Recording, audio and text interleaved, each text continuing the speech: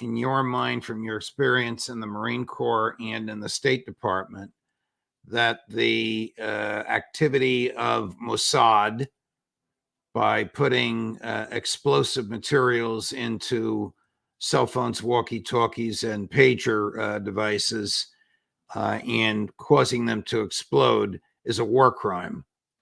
Oh, it most absolutely is a war crime, Judge. I mean, it violates multiple international humanitarian laws, as well as laws of armed conflict, not the least of which, of course, is disguising a device disguising an explosive as a civilian device, using a booby trap, the indiscrimination of the attacks, having no idea who would be around, who would be holding the pagers, where they would explode, and so forth. So absolutely, this is a war crime.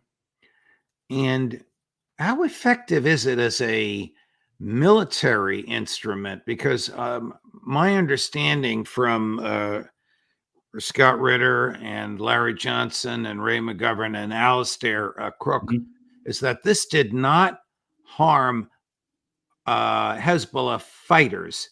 It harmed mainly civilian employees of the Hezbollah government, even though it also harmed civilians who are not employees of the government because they happen to be near these things when they went off. But stated differently, notwithstanding the boasts from the Israeli government, this did not have a military effect on Hezbollah. No, Judge, if it had been coordinated with a large-scale offensive, so that the Israeli jets were in the air, the missiles were about to be launched, the ground troops were about to cross the line of departure, and these pagers exploded a moment before all that happened, then there'd be a military utility to it, right? Because you'd be hitting your enemy when they are disorganized, when they are struck by this. It is, we have to, not saying endorsing this or anything, but it was a very clever and well-executed operation by Israel. You have to be able to respect that if you ever want to have a chance of defeating them. So you have to acknowledge what they do well, how they do it, as well as why they do it.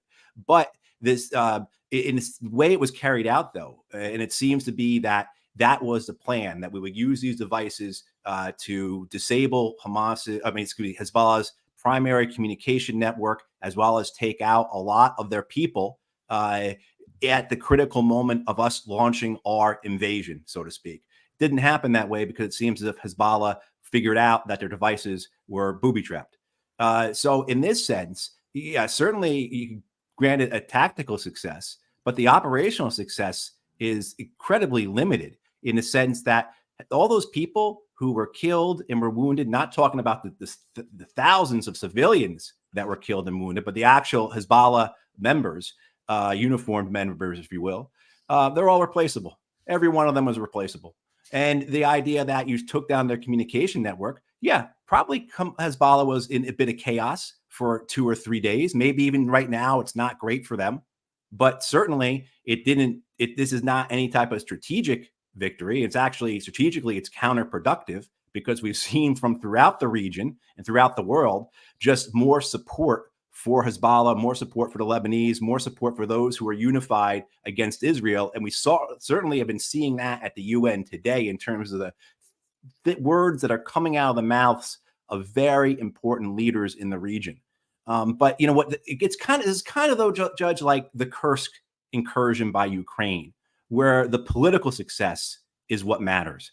And if you look at it that way, this pager and walkie-talkie attack was politically successful for Israel because they got the response they wanted from those in the Western media and Western politicians. This ringing endorsement, this celebration, they took out 3,000 Hezbollah terrorists in the most targeted attack, right? This like Hollywood type storyline. That's what they wanted. So I think ultimately, if you talk to the Israelis about it, they will say, yeah, it didn't do anything. It messed up Hezbollah for a couple of days. We didn't get to use it really as we wanted to. The millions of dollars and the years that we put into this operation, it wasn't utilized the way we foresaw it. But the reality is we've got American politicians who are singing our praises. We've got the Western press citing just how great we are, how we are not just clever and adaptive and ingenious, but we're also respectful of civilian lives. This whole lie, all these tropes, all these gross distortions of reality. The Israelis achieved that, and they're very, very good at that. Is there any question in your mind but that Hezbollah versus Israel is still a mismatch that